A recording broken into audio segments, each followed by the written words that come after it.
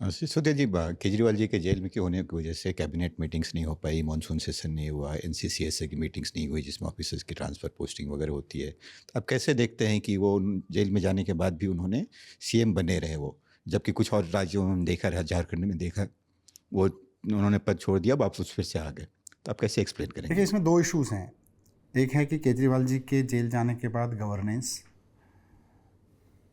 मतलब कुछ नई स्कीम्स को छोड़ दो जो अ, आनी थी, नहीं आ पाई अभी। अब आई एम श्योर सीएम साहब अभी अब बाहर आ जाएंगे थोड़े दिन बाद, तो वो भी आनी शुरू हो जाएंगी, काम होने लगेगा उन पे।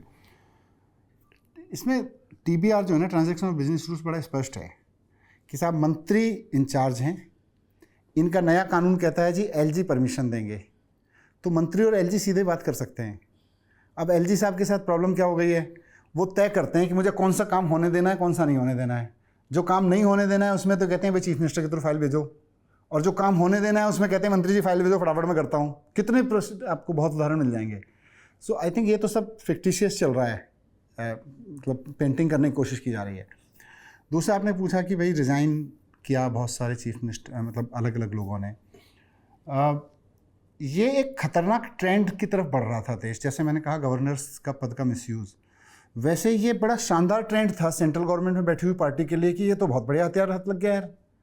हमने कानून बनाए थे आतंकवादियों को फंडिंग रोकने के लिए, ड्रग माफिया की फंडिंग रोकने के लिए इतने सख्त कानून बनाए थे कि अगर उनको कोई फंडिंग कर रहा है तो उसको जेल से निकलने नहीं देंगे।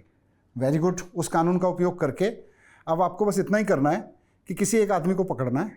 Sure short recipe of operation lotus.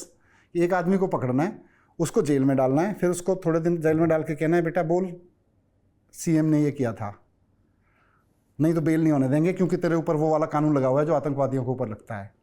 6 महीने में उसको समझ में आ जाएगा। फिर हमारे जैसे लोगों के बहुत प्रेसिडेंट्स हैं, कितने कितने लोगों के 3 साल जेल नहीं हुई, 2 साल पीएमएलए में जेल नहीं होती।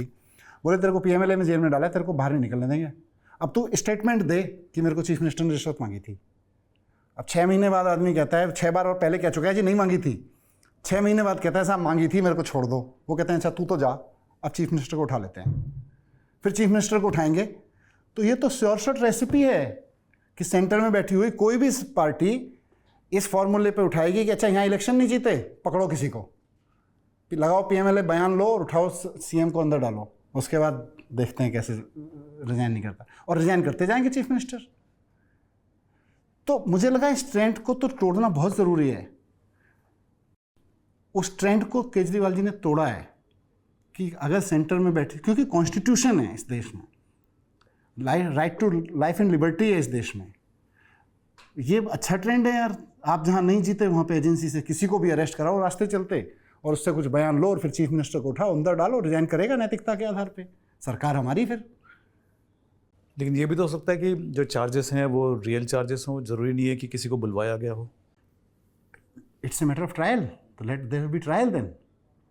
लेट भाई, इसीलिए अंडर ट्रायल और कन्विक्टेड में अंतर रखा गया है ना कि आप, और इसीलिए बेल इज़ द रूल का प्रिंसिपल बार बार सुप्रीम कोर्ट कह रहा है कि आप किसी को, आप ऐसे ऐसे चार्जेस, मतलब चीफ मिनिस्टर के खिलाफ एक आदमी ने बयान दिया साहब मेरे से रिश्वत मांगी थी, उस पर वो आप कानून लगा रहे हो जो आतंकवादियों की फंडिंग पे लगाया जाता है, जिसमें बेल नहीं हो सकती।